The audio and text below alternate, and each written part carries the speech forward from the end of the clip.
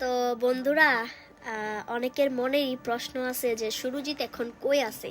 ঠিক আছে, তো যারার মনে প্রশ্ন তারা ঠিক ভালো করেই বুঝতেছে। তো যাই হোক, আমি কইতাম চাইতেছি যে সুরজিৎ, অনেকের মনে প্রশ্ন আছে, অনেক দিন হয়েছে সুরজিতের ভিডিওতে দেখা যাচ্ছে না।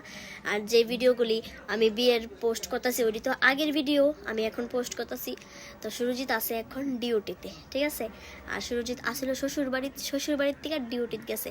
তো ডিউটির থেকে কিন্তু আবার শ্বশুরবাড়িতে আইব, বুঝছো। তো এইটাই আর কি, আমি একটু পোস্ট করে দিতেছি, কারণ অনেকের মনে প্রশ্ন আছে, অনেকে কমেন্ট হয়তো করতেও পারে যে সুরজিৎ কই আছে, আমি একাই কি এখানে আসি।